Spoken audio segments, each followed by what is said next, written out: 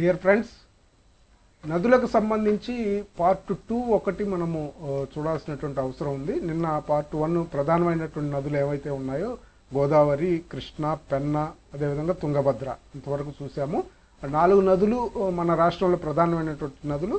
అయితే చిన్న చిన్న నదులు మన రాష్ట్రంలో చాలా ఉన్నాయి. చిన్న చిన్న నదుల గురించి గతంలో కూడా అంటే స్థానికంగా ఉన్నటువంటి ఆ జిల్లా, ఏ జిల్లాకు సంబంధించిన నది అని కానీ ఇట్లాంటి కొన్ని ప్రశ్నలు అడుగుతున్నటువంటి పరిస్థితి ఉంది. కాబట్టి తప్పనిసరిగా కొన్ని చిన్న చిన్న నదుల గురించి కానీ వాటి ప్రాముఖ్యత గురించి కూడా తెలుసుకోవాల్సినటువంటి అవసరం అయితే ఉంది. ఇప్పుడు మనం చూసినట్లయితే నిన్న ఒక 4 నదులు చూసాము ప్రధానమైన నదుల్లో. ఆ తర్వాత ఇప్పుడు ప్రధానమైన నదుల్లో వంశధార కూడా ఒకటి. ఎందుకంటే ఇది ఉత్తరాంధ్రలో ఒక కీలకమైనటువంటి నదిగా ప్రవహిస్తున్నటువంటి పరిస్థితుల్లో దీని గురించి కూడా కొంచెం బ్రీఫ్గా చేయాల్సినటువంటి పరిస్థితి అయితే ఉంది. సో ఈ వంశధార అనేటువంటి నది ఒడిశా రాష్ట్రంలో కలహండి జిల్లాలో తౌమాల్ రాంపూర్ అనేటువంటి ప్రాంతంలో ఇది జన్మిస్తుంది. ఇంత పేరు గుర్తుంచుకోకపోయినప్పటికీ కూడా ఒడిశా రాష్ట్రంలో వంశధార నది జన్మించి ఆంధ్రప్రదేశ్లోకి ప్రవహిస్తుంది. సో దీనికి ఉన్నటువంటి ఉపనది ఏంటంటే మహేంద్ర తనయ. ఈ కింది వాటిలో ఏది వంశధారకు ఉపనది అనేటువంటి అడిగేటువంటి అవకాశం ఉంది. కాబట్టి మహేంద్ర తనయ అనేది గుర్తుంచుకోవాల్సినటువంటి అవసరం అయితే ఉంది. ఆ తర్వాత ఈ వంశధార నది మీద ఉన్నటువంటి బ్యారేజీలు కానీ ఇరిగేషన్ ప్రాజెక్ట్స్ ఏంటంటే గొట్టా బ్యారేజ్. ఉత్తరాంధ్ర వాళ్ళకి చాలామందికి తెలిసి ఉంటుంది. గొట్టా బ్యారేజ్ అనేది ఒక వంశధార నది మీద ఉన్నటువంటిది. ఆ తర్వాత వంశధార ప్రాజెక్టు ఒకటి కూడా దీంట్లో వంశధార మీద ఉంది. దీన్ని కూడా ఎక్స్పాండ్ చేయడానికి ప్రభుత్వాలు ప్రయత్నం చేస్తున్న పరిస్థితి ఉంది. సో ఈ వంశధార నది కళింగపట్నం వద్ద ఎక్కడ సముద్రంలో కలుస్తుంది అంటే శ్రీకాకుళం జిల్లా కళింగపట్నం వద్ద ఇది సముద్రంలో కలుస్తుంది. ఈ విషయాలు గుర్తుంచుకోవాలి. ప్రధానంగా ఎక్కడ పుడుతుంది? ఒడిశా రాష్ట్రంలో గుర్తుంచుకుంటే కలహండి జిల్లాలో పుడుతుంది అనేది గుర్తుంచుకోవాలి. దీనికి ఉన్నటువంటి ఉపనది మహేంద్ర తనయ. ఈ మహేంద్ర తనయ అనేది కొంచెం జాగ్రత్తగా గుర్తుంచుకోవాలి. ఎందుకంటే కన్ఫ్యూజ్ చేసేందుకు ఒక బిట్టు అడిగేటువంటి అవకాశం ఉంది. తర్వాత వీటి మీద ఉన్నటువంటి బ్యారేజీలు ఏంటి అంటే బ్యారేజ్ కానీ ఇరిగేషన్ ప్రాజెక్ట్స్ కానీ గొట్టా బ్యారేజీ, వంశధార ప్రాజెక్టు, ఈ రెండు ఉన్నాయి. ఇది ఎక్కడ సముద్రంలో కలుస్తుంది అంటే కళింగపట్నం, శ్రీకాకుళం జిల్లా. ఇది వంశధారకు సంబంధించి బ్రీఫ్గా ప్రధానమైన అంశాలు. ఆ తర్వాత ఉత్తరాంధ్రలోనే నాగావళి అనేది కూడా ఒక ప్రధానమైనటువంటి ప్రాజెక్ట్ ఉంది. ఈ నాగావళి రివరు, ఈ నాగావళి రివరు కూడా ఒడిశా రాష్ట్రంలోనే జన్మిస్తుంది. నాగావళి రివర్ కూడా వంశధార ఒడిశాలో జన్మిస్తుంది. నాగావళి కూడా కలహండి డిస్టిక్లోనే ఒడిశాలో జన్మిస్తుంది. దాని పేరు అంత డెప్త్గా అడక్కపోయినప్పటికీ కూడా గుర్తుంచుకోండి, లక్ బహల్ అనే ప్రాంతంలో కలహండి జిల్లాలో ఒడిశా రాష్ట్రంలో నాగావళి అనేది జన్మస్థానం. ఆ తర్వాత దీనికి మరో పేరు లాంగుల్యా నది అనేది కూడా పేరు. ఇది కూడా అడిగేటువంటి అవకాశం ఉంది. లాంగుల్యా నది అని ఈ కింది వాటిలో దేనికి పేరుంది అని అంటే లాంగుల్యా నది అంటే నాగావళికి లాంగుల్యా నది అనేటువంటి మరో పేరు కూడా ఉన్నటువంటి పరిస్థితి ఉంది. దీనికి ఉన్నటువంటి ఉపనదులు ఏంటి అంటే జంజావతి, ఒట్టిగడ్డ ప్రాజెక్టు కూడా ఉంది, సువర్ణముఖి, తర్వాత వేగవతి. 4 ఉపనదులు ఉన్నాయి నాగావళికి. వంశధారకి ఒకటి మహేంద్ర తనయ అనే ఉపనది ఉంది. అయితే నాగావళికి మాత్రం 4 ఉపనదులు: జంజావతి, ఒట్టిగడ్డ, సువర్ణముఖి, వేగవతి.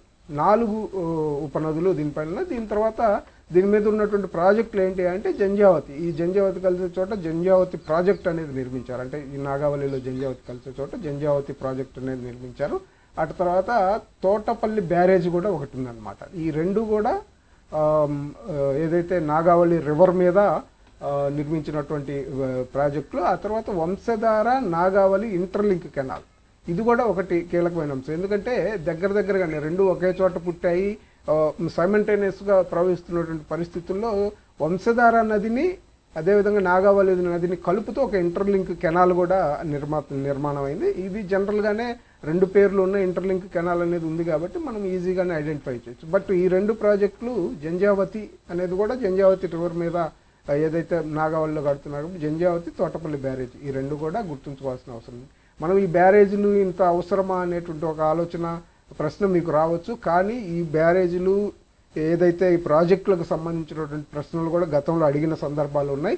ఇట్లాంటివన్నీ కూడా అంత డెప్త్గా మనకి సబ్జెక్ట్ ఎక్కడ దొరికేటువంటి పరిస్థితి లేదు. దాన్ని బట్టి మనము ప్రాజెక్టులు జాగ్రత్తగా గుర్తుంచుకోవాలి. ఈ ప్రాజెక్టు ఏ నది మీద ఉంది అనేది అడగొచ్చు, లేకపోతే ఈ నది దేనికి ఉపనది అనేది అడగొచ్చు. ఇట్లాంటివన్నీ కూడా బిట్లు అడిగేటువంటి అవకాశం ఉంది కాబట్టి కొంచెం జాగ్రత్తగా చూసుకోవాలి. తర్వాత సీలేరు కూడా మనకి మన రాష్ట్రంలో హైడ్రో పవర్ నిర్మాణంలో సీలేరు నది అనేది చాలా కీలకమైనటువంటి నది. ఇది శబరి నదికి ఉపనది. శబరి దేనికి ఉపనది? మనం నిన్న గోదావరి నదిలో చెప్పుకున్నాం. శబరి గోదావరికి ఉపనది. శబరికి సీలేరు ఉపనది. ఇది గుర్తుంచుకోవాలి. ఈ శబరి నది అనేది మాత్రమే, ఇది ఒక్క ఉపనది మాత్రమే గోదావరిలో ఆంధ్రప్రదేశ్లోకి వచ్చి కలుస్తుంది. ఇది కూడా మనం నిన్న మాట్లాడుకునే పరిస్థితి అయితే ఉంది. సో శబరి గోదావరికి ఉపనది. సో విద్యుత్ ఉత్పత్తిలో ఈ నది చాలా కీలకం. ఏ నది? సీలేరు నది విద్యుత్ ఉత్పత్తిలో చాలా కీలకమైనటువంటి భూమిక పోషిస్తుంది. ఇది ఒడిశా ప్రాంతంలో ఉన్నటువంటి ముచికుందా నది అని కూడా పిలుస్తారు. అంటే ఇది కూడా ఒడిశాలోనే జన్మిస్తుంది సీలేరు నది అని కూడా. ఏదైతే ఒడిశా బార్డర్లో, ఒడిశా ఆంధ్రప్రదేశ్ బార్డర్లో జన్మిస్తుంది. ఒడిశా ప్రాంతంలో దీన్ని ముచుకుందా నది అని అంటారు. అదేవిధంగా మన ఆంధ్ర ప్రాంతానికి వచ్చేసరికి సీలేరు నది అని అంటారు అనమాట. సో ఒడిశాలో సీలేరు నదిని ఒడిశాలో ఏమని పిలుస్తారు అనేది కూడా అడిగేటువంటి అవకాశం ఉంది. సో ముచుకుందా నది, ఇది కూడా ఒకటి గుర్తుంచుకోవాల్సిన అవసరం ఉంది. ఇక హైడ్రో ప్రాజెక్ట్స్ అంటే హైడ్రో పవర్ ప్రాజెక్ట్స్ అనమాట. ఈ Machkund hydro power project, Balimela project, upper Sileru project, Donkarai, lower Sileru. చూడండి ఎన్ని విద్యుత్ ప్రాజెక్టులు ఉన్నాయో చూడండి ఒక్క నది మీదనే. ఎక్కువగా వాటర్ ఫ్లో కూడా ఉంటుంది. ఏదైతే మన బస్తర్ కానీ దానికి సంబంధించినటువంటి ఒడిస్సా అటవీ ప్రాంతం కానీ ఇటు ఛత్తీస్గఢ్ అటవీ ప్రాంతాల్లో పడ్డట్టు వర్షాలన్నీ కూడా ఇటు పక్కకు వచ్చేటువంటి అవకాశం ఉంది. కాబట్టి ఇదంతా కూడా ఈ సీలేరు నదికి సంబంధించినటువంటి హైడ్రో ప్రాజెక్టులు 1, 2, 3, 4, 5 హైడ్రో ప్రాజెక్టులు సీలేరు నదికి ఉన్నాయి. సో అందుకనే దీనికి చాలా ప్రాధాన్యం ఉంది. దీని మీద ప్రశ్నలు కూడా అడిగేటువంటి అవకాశం ఉంది. కాబట్టి హైడ్రో ప్రాజెక్టులు ఏమేమి ఉన్నాయి? ముచికుందా అనేటువంటి ఒక హైడ్రో ప్రాజెక్ట్ ఉంది. బలిమెల అనేది ఒక ప్రధానమైనది మన ఆంధ్రప్రదేశ్ ఏజెన్సీలో, తూర్పు ఏజెన్సీలో బలిమెల అనేది ఒక ప్రధానమైనటువంటి రిజర్వాయర్.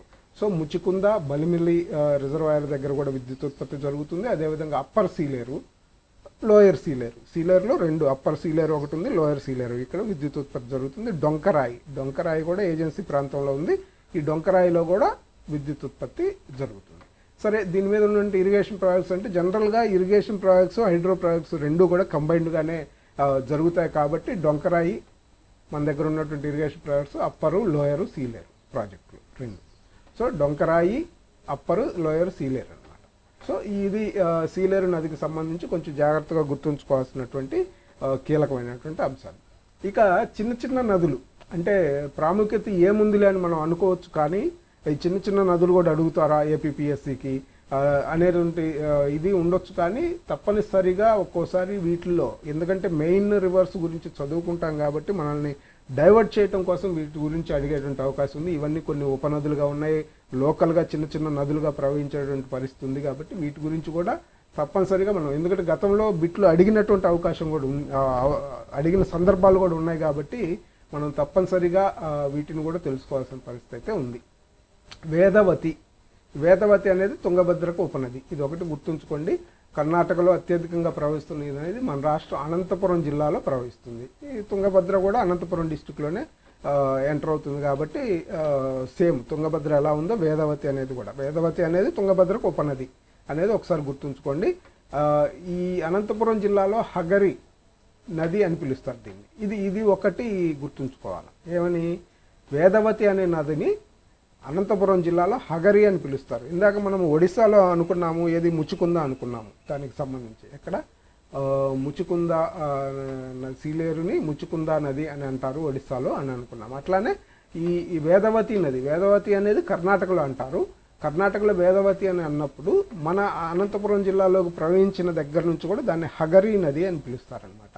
ఇది తుంగభద్రకు ఉపనది. దీని మీద భైరవవాణి తిప్ప రిజర్వాయర్ ఉంది. భైరవవాణి తిప్ప రిజర్వాయర్ ఏ నది మీద ఉంది, ఏ జిల్లాలో ఉంది అనేది కూడా అడిగేటువంటి అవకాశం ఉంది. కాబట్టి దీన్ని కొంచెం జాగ్రత్తగా తెలుసుకోవాల్సిన అవసరం ఉంది. భైరవవాణి తిప్ప ఉపనది పేరు వేదవతి. ఇది తుంగభద్రకు ఉపనది. కర్ణాటకలో వేదవతి అని పిలుస్తారు. అనంతపురం అంటే ఆంధ్రప్రదేశ్లో ప్రవహించిన తర్వాత దీన్ని హగరి నది అని పిలుస్తారు. ఈ హగరి నది మీద భైరవవాణి తిప్ప అనేటువంటి ఒక రిజర్వాయర్ ఉంది. ఇది వేదవతి సంబంధించి ఒక బ్రీఫ్ డీటెయిల్స్ అనమాట. స్వర్ణముఖి అనేది చాలామంది విని ఉంటారు. ఈ స్వర్ణముఖి చిత్తూరు జిల్లాలో తిరుపతి ప్రాంతంలో ఇది ఒక కీలకమైనటువంటి నది. తిరుపతి జిల్లాలోనే పుట్టింది, అంటే ఆంధ్రప్రదేశ్లోనే పుడుతుంది. జన్మించి 130 కిలోమీటర్లు ప్రవహించి బంగాళాఖాతంలో కలుస్తుంది. ఆంధ్రప్రదేశ్లోనే పుట్టి ఆంధ్రప్రదేశ్లోనే సముద్రంలో కలిసేటటువంటి నది ఈ కింది వాణిలో ఏది అని అడగచ్చు. సో స్వర్ణముఖి అనేది మనం కొంచెం గుర్తుంచుకోవాల్సిన అవసరం ఉంది. అంతేకాకుండా దీనికి ఈ నది ఒడ్డున తిరుపతి, శ్రీకాళహస్తి పుణ్యక్షేత్రాలు ఉన్నాయి.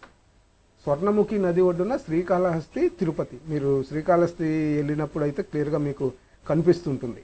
స్వర్ణముఖి అనే నది శ్రీకాళహస్తి నుంచి వెళ్తున్నది సందర్భాలు కూడా చూసుంటారు చాలామంది. ఆ నది పేరు స్వర్ణముఖి అనమాట. ఆ లోకల్ వాళ్ళకి ఎలా తెలుస్తుంది. సో ఈ స్వర్ణముఖి నది తిరుపతి, శ్రీకాళహస్తి పుణ్యక్షేత్రాల స్వర్ణముఖి నది ఒడ్డున ఉన్నాయన్నమాట. దీనికి తోడు శేషాచలం అటవీ ప్రాంతంలో తిరుమల కొండలపై కళ్యాణి డ్యామ్ అనేది నిర్మించారు. కళ్యాణి డ్యామ్ అనేది మీకు తిరుమల వెళ్ళిన ప్రతి ఒక్కరికి కూడా గుర్తుంటుంది. తిరుమల పైన కళ్యాణి డ్యామ్ అనేది ఒకటి ఉంటుంది. తిరుమల కొండల్లో కళ్యాణి డ్యామ్ అనేది కూడా మనం తిరుమల దర్శనం అయిపోయిన తర్వాత డ్యామ్ని కూడా కొంతమంది చూడటానికి వెళ్తారు. సో ఈ కళ్యాణి డ్యామ్ అనేది తిరుమల కొండ మీద ఉంటుంది. ఈ కళ్యాణి డ్యాము తిరుపతి పట్టణానికి తాగునీరు అందిస్తుంది. కళ్యాణి డ్యామ్ అనేది తిరుపతి పట్టణానికి తాగునీరు అందిస్తుంది. ఇది దేని మీద ఉంది? కళ్యాణి డ్యాము ఏ నది మీద ఉంది అనేది ఒక ప్రశ్న అడగొచ్చు. స్వర్ణముఖి నది మీద ఉంది. తర్వాత స్వర్ణముఖి నది ఒడ్డున ఉన్నటువంటి పుణ్యక్షేత్రాలు ఏవి, కింది వాటిలో ఏవి అని అడగవచ్చు. తిరుపతి శ్రీకాళహస్తి, లేకపోతే తిరుపతి కాణిపాకం, లేకపోతే ఇట్లా కొన్ని అడిగేటువంటి అవకాశం ఉంది. కాబట్టి జాగ్రత్తగా అది కూడా గుర్తుంచుకోవాల్సిన పరిస్థితి అయితే ఉంది. ఇంకొకటి కీలకంగా ఆంధ్రప్రదేశ్లోనే పుట్టి ఆంధ్రప్రదేశ్లోనే ఈ స్వర్ణముఖి నది సముద్రంలో కలుస్తుంది. ఎన్ని కిలోమీటర్లు ఏంటి అనేది అంత క్లియర్గా అడగకపోయినప్పటికీ కూడా ఇది శేషాచలం అటవీ ప్రాంతంలో ఉన్నటువంటి నది కూడా ఇది. అంటే చాలా నదులు ఉన్నాయి శేషాచలంలో. చెయ్యేరు ఒకటి ఉంది,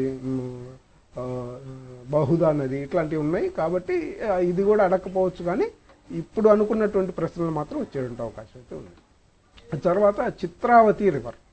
చిత్రావతి అనేది పెన్నా నదికి ఉపనది. ఈ చిత్రావతి అనేది దీని మీద చిత్రావతి బ్యాలెన్సింగ్ రిజర్వాయర్ అనేది ఉంది పులివెందుల నియోజకవర్గంలో.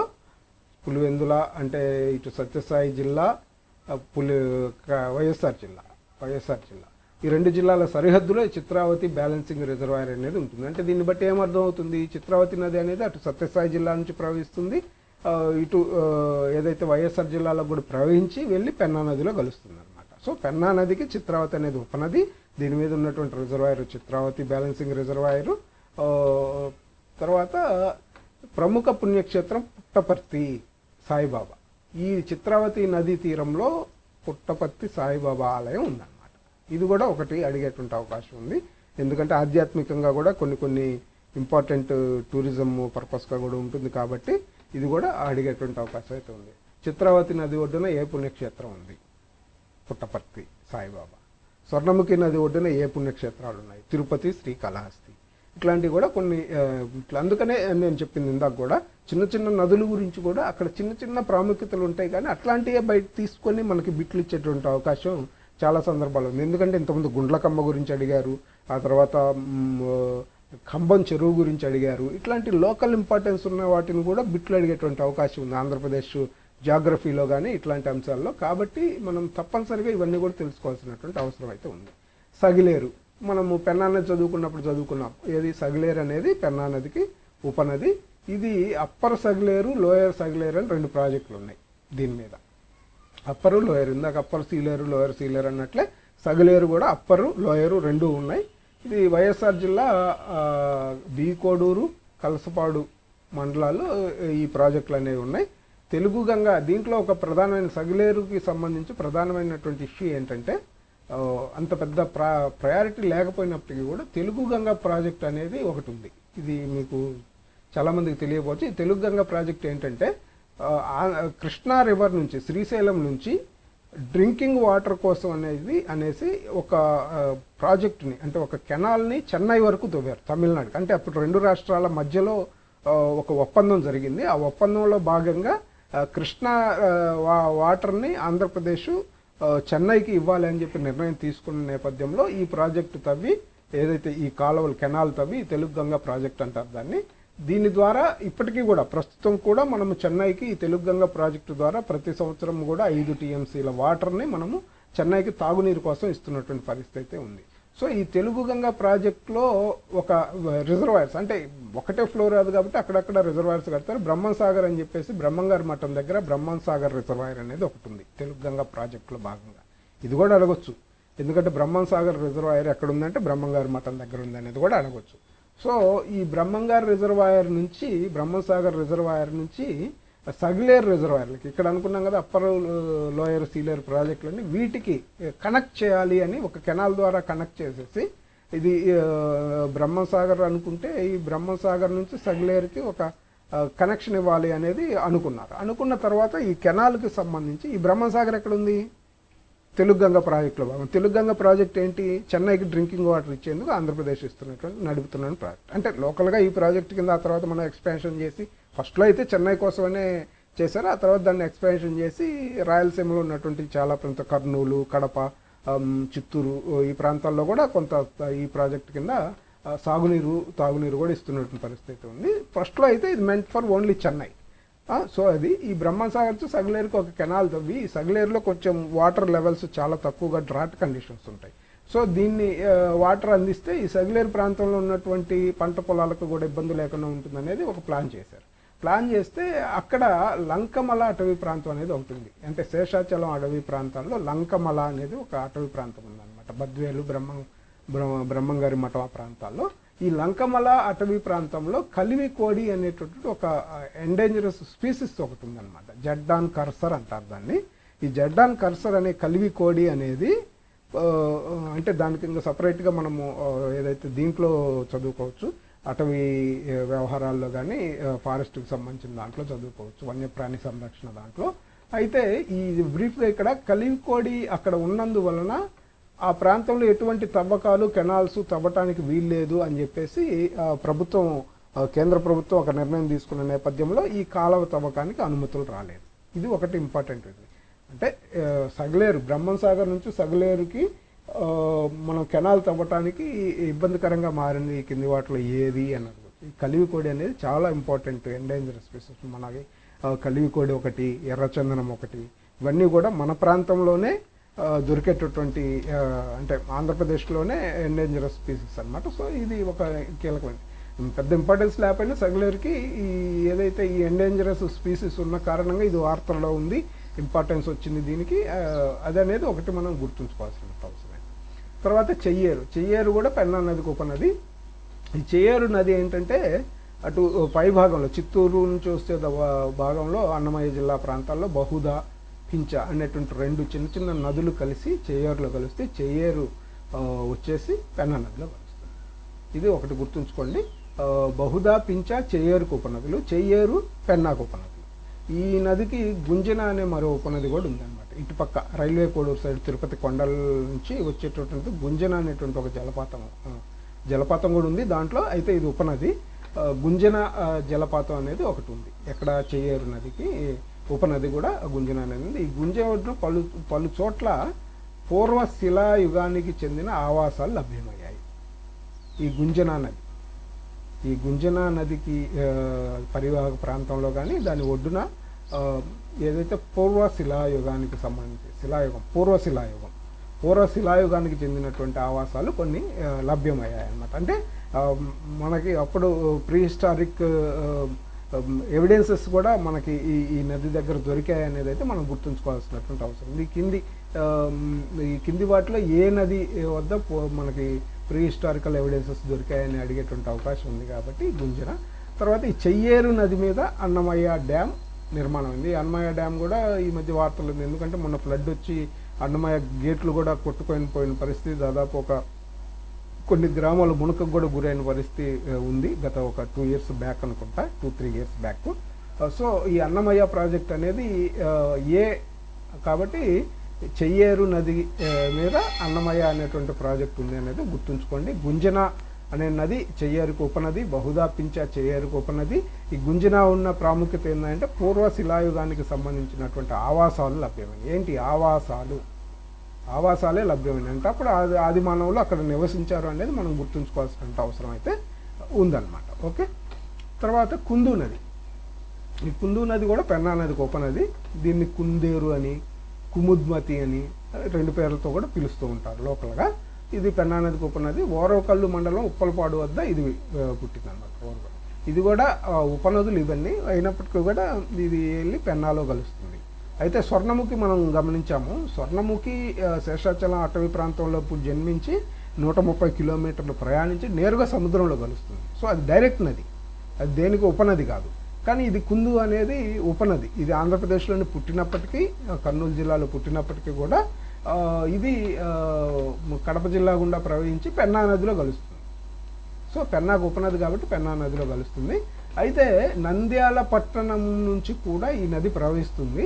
ఈ నదికి ఎక్కువగా వాటర్ వస్తుంది అన్నమాట. ఎక్కువగా చాలా ఎప్పుడు నిత్యము దీంట్లో నీళ్ళు ఉండేటువంటి పరిస్థితి ఉంటుంది. ఎక్కువగా వరద కూడా వచ్చేటువంటి పరిస్థితి ఉండటంతో ఈ నదిని వరదల కారణంగా దీన్ని నంద్యాల దుఃఖదాయిని అని అన్నారు. నంద్యాల దుఃఖదాయిని అన్నారు. మనం చిన్నప్పుడు చదువుకొని ఉంటాం, బీహారు దుఃఖదాయిని, బెంగాల్ దుఃఖదాయిని, ఇట్లాంటి కొన్ని నదులు మనం చదువుకొని ఉంటాం చిన్నప్పుడు. అట్లానే నంద్యాల దుఃఖదాయిని అనేటటువంటిది ఈ కుందు నదికి పేరు వచ్చిందనమాట. ఓకే, ఈ కుందు నదికి నంద్యాల దుఃఖ. ఇక్కడ ఇది ఇంపార్టెంట్. దేనికి ఉపనది అనేది మనం నదుల్లో చూసుకోవచ్చు, లేకపోతే డిఫరెంట్ నేమ్స్ ఏంటి దీనికి ఉంది. కుముద్వతి అంటే కింది వాళ్ళని ఏ నది, కుందు. కుందేరు అంటే జనరల్గా చూడగానే అర్థమవుతుంది, పూకు అనేది ఇట్లా ఉన్నాయి కాబట్టి కుందు నది మీకు జనరల్గా అర్థమైపోతుంది. దేనికి ఉపనది అంటే పెన్నా నదికి ఉపనది. ఎక్కడ పుట్టింది అనేది అంత పెద్దగా అడక్కపోవచ్చు, అయినా కానీ గుర్తుంచుకోండి. ఓరవకల్లు, ఆ తర్వాత లేదంటే కర్నూలు జిల్లాలో జన్మించిందని చెప్పొచ్చు. నంద్యాల దుఃఖదాయిని అని ఏ నదికి పేరు, ఇట్లాంటి బిట్స్ అడిగేటువంటి అవకాశం ఉంది కాబట్టి కుందుని గుర్తుంచుకోవాల్సిన అవసరం మన. తర్వాత మల్దేవి. ఈ మల్దేవి అనేది కూడా ఒక చిన్న నది అనమాట, పెన్నా నది. అంటే నదిలో ఉపనదుల్లో లిస్టులోకి రాకపోయినప్పటికీ కూడా ఈ మల్దేవి అనేది కూడా నెల్లూరు జిల్లా గుండా ప్రవహించి పెన్నాలో కలుస్తుంది. ఇది విజయనగర సామ్రాజ్యం విలసిల్లిన సమయంలో ఈ నది పైన అనంతరాజసాగర్ అనేటువంటి ఒక రిజర్వాయర్ని నిర్మించారు. ఎప్పుడు హిస్టారికల్గా విజయనగర సామ్రాజ్యం విలసిల్లిన పరిస్థితుల్లో అనంతరాజసాగర్ అనేటటువంటి ఒక రిజర్వాయర్ని ఈ మల్దేవి నది మీద నిర్మించారు. ఇది ఒక్క పాయింట్ని మనం గుర్తుంచుకోవాలన్నమాట. మల్దేవి నది మీద అనంతరాజసాగర్ అనగానే మల్దేవి అనేది గుర్తుంచుకుంటే సరిపోతుంది. విజయనగర సామ్రాజ్యం దీని మీదనే చేస్తుంది. ఈ మల్దేవి అనేది పెన్నా నదికి చిన్న ఉపనదిలాగా మనం చెప్పవచ్చు. తర్వాత పాపాగ్ని, ఇది కూడా పెన్నా నదికి ఉపనది. పాపాగ్ని అనేది, ఈ పాపాగ్ని నది ఇది కర్ణాటకలో నంది హిల్స్. పెన్నా నది కూడా కర్ణాటకలోని నంది హిల్స్లోనే జన్మిస్తుంది. ఈ పాపాగ్ని అనేది కూడా కర్ణాటకలోని నంది హిల్స్లోనే జన్మించి 2 రాష్ట్రాలు కర్ణాటక, ఆంధ్రప్రదేశ్ గుండా ప్రవహించి చిత్తూరు, అనంతపురం, కడప జిల్లాలు, అంటే అనంతపురం అంటే పాత అనంతపురం, కంబైన్డ్ అనంతపురం అన్నమాట, ప్రవహించి పెన్నాలో కలుస్తుంది అన్నమాట పాపాగ్ని అనే నది. సో ఇది కూడా ఒకసారి కొంచెం బేసిక్గా ఏ జిల్లాల నుంచి ప్రవహించడం డీటెయిల్డ్గా అడగకపోయినప్పటికీ కూడా గుర్తుంచుకోవటం మంచిది. తర్వాత ఆరణి. ఈ నదుల గురించి మనం ఎప్పుడు వినుండం, ఈ కొన్ని పేర్లు ఇవి కూడా గుర్తుంచుకోవాలి. ఎందుకంటే రెండు రాష్ట్రాల మధ్య కూడా కొంత వార్తల్లో నిలిచినటువంటి చిన్న చిన్న నదులు కూడా ఉన్నాయి కాబట్టి వీటిని గుర్తుంచుకోవాలి. ఇది ఆరణి అనే నది అంటే జనరల్గానే ఇది తమిళనాడు పేరులాగా ఉంది కాబట్టి మీరు ఈజీగా గుర్తుంచుకోవచ్చు. చిత్తూరు జిల్లాలో జన్మిస్తుంది ఈ ఆరణి నది అనేది. నెల్లూరు జిల్లా గుండా ప్రవహించి పులికాటు సరస్సు వద్ద బంగాళాఖాతంలో కలుస్తుంది. పులికాటు సరస్సు వద్ద బంగాళాఖాతంలో కలిసే నది ఏది కింది వాటిలో? ఆరణి అనేది బాగా గుర్తుంచుకోండి. ఆ తర్వాత అరణియార్ డ్యామ్ అనేది చిత్తూరు జిల్లాలో ఉంది. దీని మీద అరణియార్ డ్యామ్, అరణియార్ డ్యామ్ అనేది చిత్తూరు జిల్లాలో ఉంది. ఏ జిల్లాలో అరణియార్ డ్యామ్ ఏ జిల్లాలో ఉంది అని అడగొచ్చు. చిత్తూరు జిల్లాలో ఉన్న ఈ కింది వాళ్ళలో డ్యామ్ ఏందని అడగొచ్చు. ఎట్లయినా కానీ క్వశ్చన్ అడిగేటువంటి అవకాశం ఉంది. 2 క్వశ్చన్లు ఇక్కడ. పులికాటు సరస్సు వద్ద బంగాళాఖాతంలో కలిసే నది ఏంటి? అరణి. తర్వాత అరణియార్ డ్యాము ఈ కింది జిల్లాలో ఏ జిల్లాలో ఉంది? చిత్తూరు జిల్లా. ఇది తమిళనాడు, ఆంధ్రప్రదేశ్ రాష్ట్రాల మధ్య ప్రవహిస్తున్న నదిగా దీనికి ప్రాముఖ్యత. ఈ 2 రాష్ట్రాలు తమిళనాడు, ఆంధ్రప్రదేశ్, ఈ 2 రాష్ట్రాల మధ్య కూడా ప్రవహిస్తున్నటువంటి నది అరణియార్. అందుకనే అది కొంచెం తమిళనాడు పేరు కూడా ఉన్నటువంటి పరిస్థితి అయితే స్పష్టంగా కనిపిస్తుంది. తర్వాత బుడమేరు జనరల్గా కృష్ణా జిల్లాలో ఉన్న వాళ్ళకి చాలామందికి తెలిసే ఉంటుంది. కృష్ణా జిల్లా మైలవరం కొండల్లో జన్మించి కొల్లేరు సరస్సులో కలుస్తుంది. ఇది ఒకటి గుర్తుంచుకోండి. ఈ కింది వాటిలో కొల్లేరు సరస్సులో కలిసే నది ఏది అని అడుగుతారు. కొల్లేరు సరస్సులో కలిసే నది, ఇది ఇంపార్టెంట్ పాయింట్ అనమాట ఈ బుడమేరు. అందుకనే ఇట్లాంటి చిన్న చిన్న నదులను కూడా మనము ఒకసారి వదిలిపెట్టకుండా చూడాల్సినటువంటి అవసరం ఉంది. పులికాటు సరస్సు దగ్గర సముద్రంలో కలిసే నది ఏదంటే ఆరణి. కొల్లేరు సరస్సులో నేరుగా కలిసేటటువంటి నది ఏది అంటే బుడమేరు. ఎక్కడ జన్మిస్తుంది ఏంటి అనేది అంత పెద్దగా అడగకపోయినా కానీ దీన్ని కూడా విజయవాడ దుఃఖదాయిని అంటారు. విజయవాడ దుఃఖదాయిని అంటారు. నంద్యాల దుఃఖదాయిని ఏంటి? కుందు. విజయవాడ దుఃఖదాయిని బుడమేరు. బుడమేరు వరదలు వచ్చినాయని మనం చాలా సందర్భాలు మన పెద్దవాళ్ళ దగ్గర నుంచి కూడా వింటుంటాము. బుడమేరుకి వరదలు వచ్చినాయి, అదంతా మునిగిపోయిందని చెప్పే పరిస్థితులు ఉంటాయి. సో ఈ బుడమేరు కూడా చాలా ఎక్కువ వాటర్ దీంట్లోంచి ఫ్లో అవుతుంటుంది ఏది వర్షాకాలం వరదలు వచ్చిన నేపథ్యంలో. సో ఇది కూడా ఒకటి గుర్తుంచుకోవాలి. కొల్లేరు సరస్సులో నేరుగా కలిసేటటువంటి నది బుడమేరు, ఇంపార్టెంట్. తర్వాత చంపావతి, ఇది ఉత్తరాంధ్రకి వెళ్ళినట్టయితే విజయనగరం జిల్లాలో ప్రవహించేటటువంటి చిన్న నది ఇది. దీనిపైన డెంకాడ ఆనికట్ అనేది ఒకటి నిర్మాణం జరిగింది. డెంకాడ ఆనికట్ యాడుంది అని అడగచ్చు. సో చంపావతి మీద ఉంది అనేది ఇది ఒకటి గుర్తుంచుకోండి. తర్వాత తారక రామ తీర్థసాగర్ అనేది కూడా ఈ చంపావతి నది మీద ప్రాజెక్ట్ నిర్మించి విజయనగరానికి డ్రింకింగ్ వాటర్ ఇస్తున్నారు.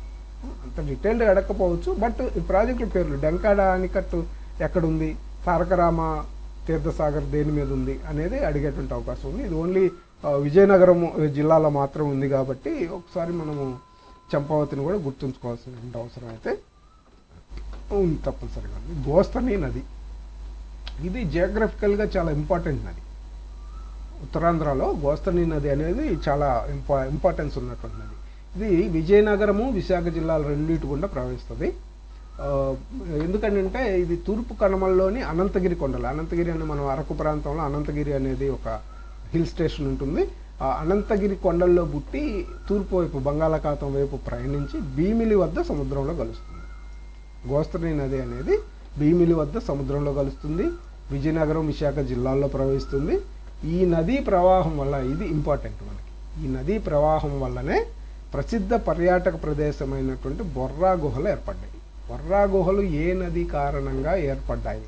బొర్రా గుహల్లోంచి వాటర్ ఫ్లో అయ్యి భూమి లోపల నుంచి వాటర్ ఫ్లో అయ్యి మళ్ళీ బయటకు వచ్చి అట్లా జరిగిన నేపథ్యంలో బొర్రా గుహలు ఏర్పడ్డాయి అనేది మనకి చరిత్ర చెప్తున్నటువంటి అంశం. సో జియోగ్రఫికల్గా బొర్రా గుహలు ఏ నది వల్ల ఏర్పడ్డాయి, ఏ నదీ ప్రవాహం వల్ల ఏర్పడ్డాయి అని అంటే తప్పనిసరిగా మీరు గోస్తని నది అనేది గుర్తుంచుకోవాలి.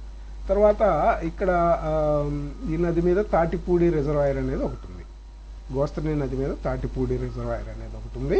తర్వాత ఎర్రమట్టి దిబ్బలు అనేవి విశాఖ ప్రాంతంలో ఉన్నాయి. సినిమాల్లో షూటింగ్స్లో కూడా మనం చూస్తుంటాము ఎర్రమట్టి దిబ్బలు అనేవి.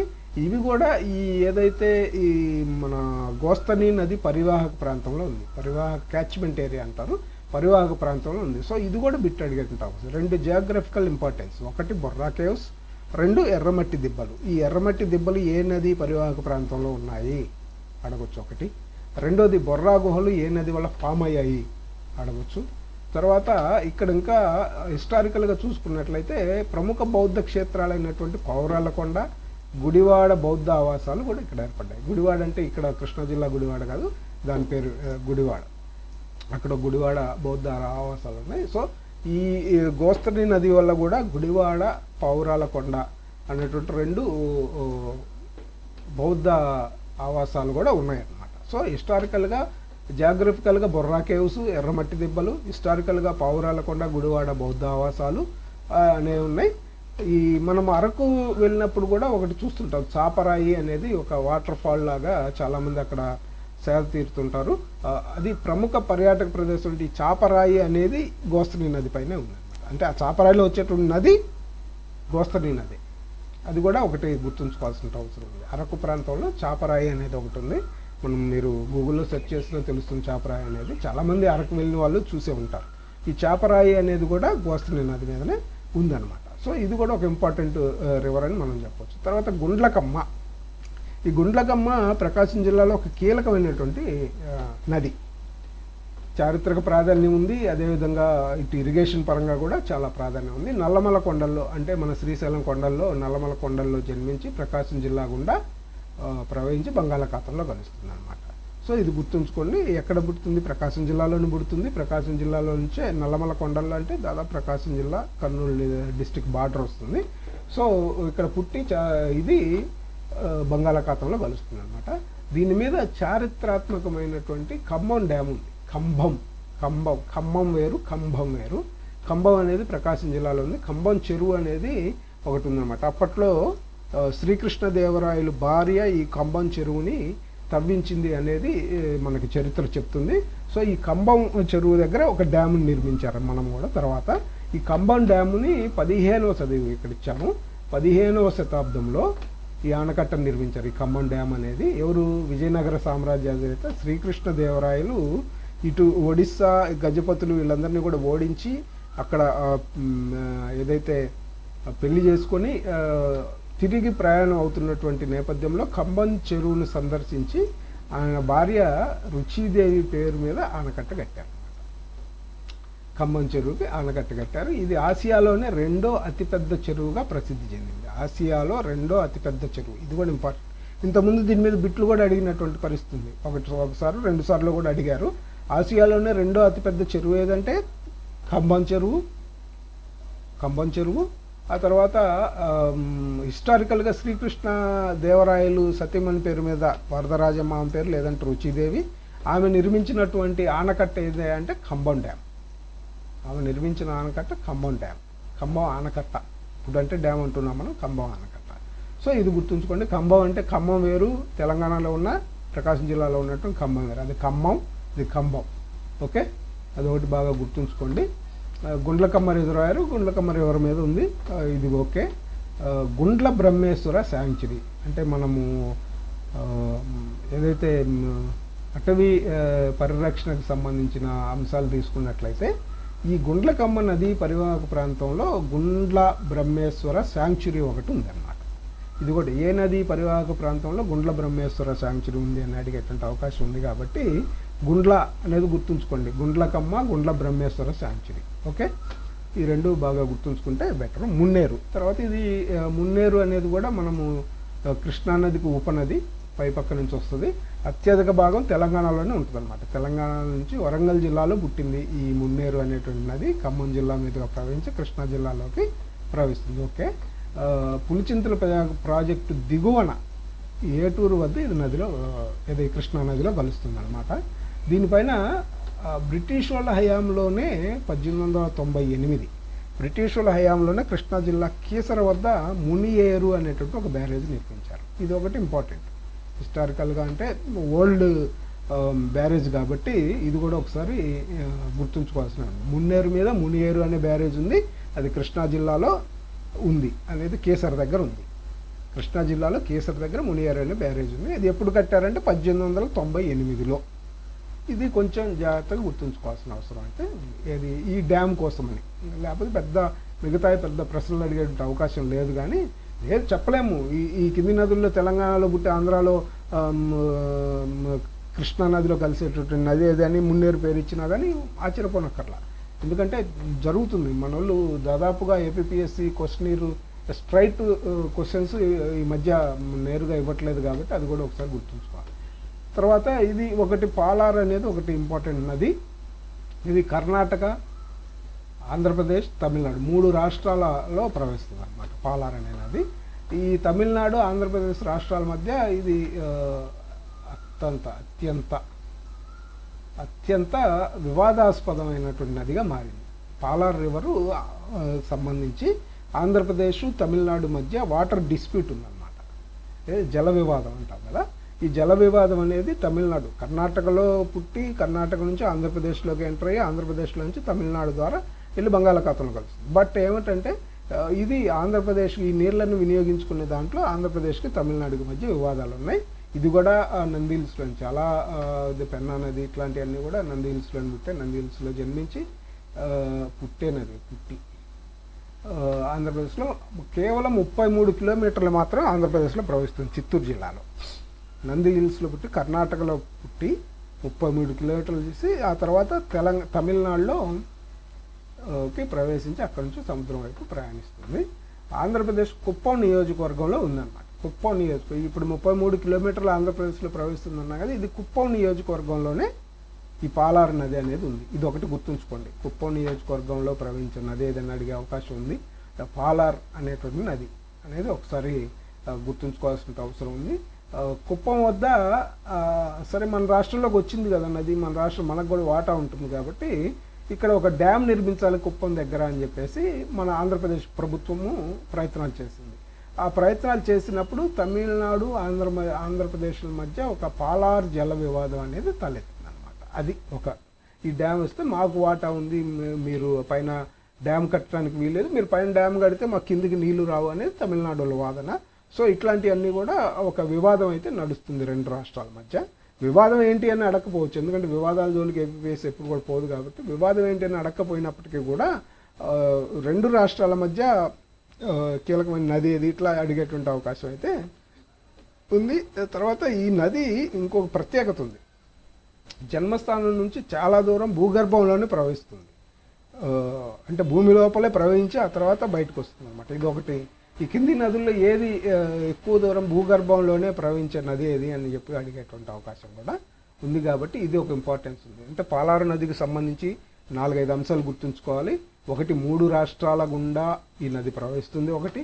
ఆ తర్వాత కుప్పం దగ్గర దీని రిజర్వాయర్ నిర్మించాలనుకున్న నేపథ్యంలో ఆంధ్రప్రదేశ్ తమిళనాడు మధ్య వివాదం ఉంది, జల వివాదం.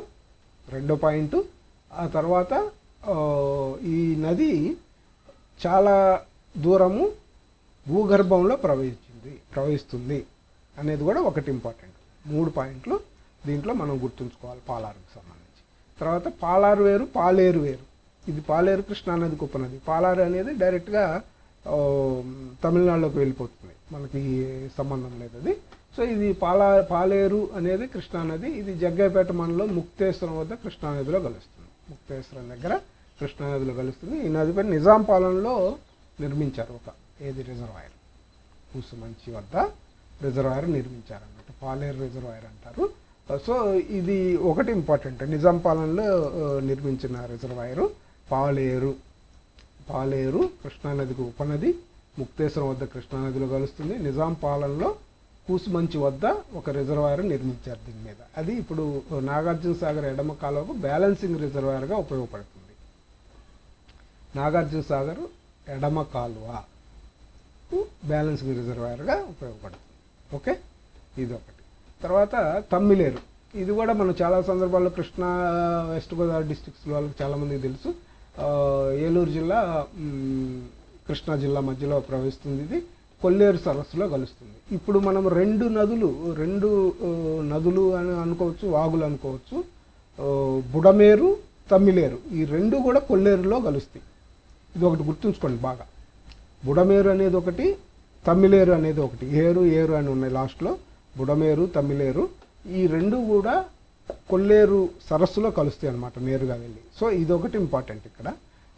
దీనిపైన 1980లో ఎప్పుడు ఏంటన్నది తమ్మిలేరు మీద తమ్మిలేరు డ్యామ్ కట్టారు. ఓకే, అదేం పెద్ద ఇంపార్టెన్స్ కాకపోయినా ఇది కొల్లేరులో కలుస్తుంది అనేది ఒక మేజర్ ఇంపార్టెంట్ పాయింట్.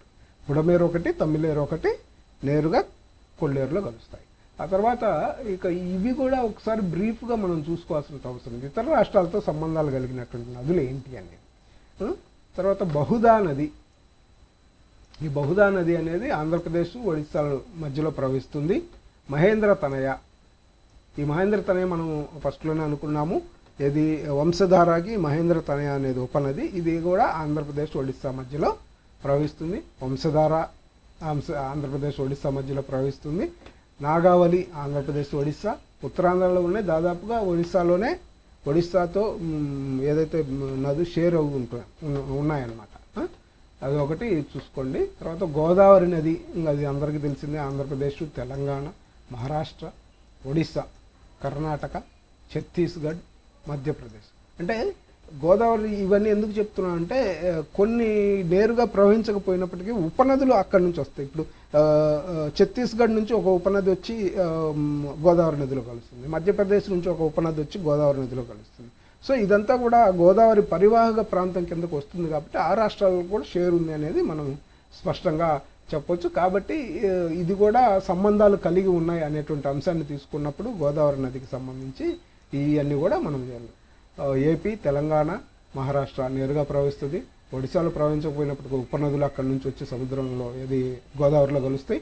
కర్ణాటకలో కొంత భాగం ఉపనదులు వస్తాయి. ఛత్తీస్గఢ్ నుంచి ఉపనదులు, మధ్యప్రదేశ్ నుంచి కూడా పై భాగంలో ఉపనదులు వచ్చి కలుస్తాయి అన్నమాట, ఏది మహారాష్ట్ర ప్రాంతంలో. సో ఇది ఒకటి ఇంపార్టెంట్గా గుర్తుంచుకోవాల్సిన అవసరం ఉంది. తర్వాత కృష్ణా నది మనము నది డీటెయిల్డ్గా చదువుకున్నాము. ఆంధ్రప్రదేశ్, తెలంగాణ, మహారాష్ట్ర, కర్ణాటక ఈ 4 రాష్ట్రాల మధ్యలో ఏదైతే షేరింగ్ ఉంది, సంబంధాలు ఉన్నాయి ఈ 4 రాష్ట్రాల కృష్ణా నదికి సంబంధించి. పెన్నా నది ఏపీ, కర్ణాటక 2 రాష్ట్రాల మధ్యలోనే ఇది నడుస్తుంది, ఇది మనకి తెలిసిన విషయమే. ఇందాక మనం అనుకున్నాము అరణయార్ రివర్ కూడా ఏపీ, తమిళనాడు.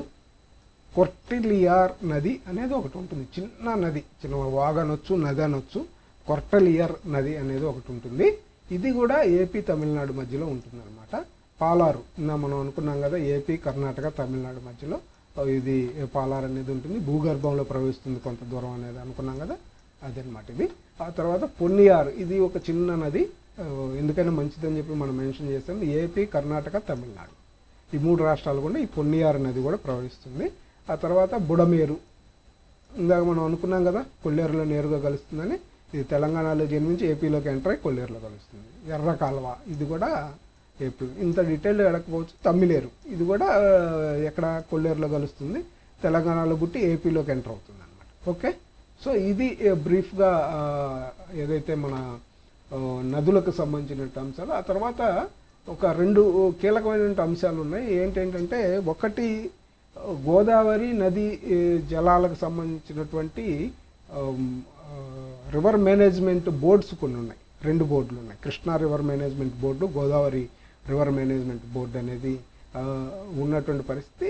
ఈ 2 అంశాల గురించి, ఆ తర్వాత ఆంధ్రప్రదేశ్లో నదుల అనుసంధానానికి సంబంధించిన అంశాలు రేపు మనము పార్ట్ 3లో మాట్లాడుకునేటువంటి అవకాశం ఉంది. అది కూడా మనం ఒకసారి చర్చించుకుంటాం, ఎందుకంటే అడిగే అవకాశాలు ఉన్నాయి దాంట్లో కూడా క్వశ్చన్స్. బేసిక్ డీటెయిల్స్ కొంచెం డీటెయిల్డ్గానైనా మనం మాట్లాడుకుందాం. Okay, bye.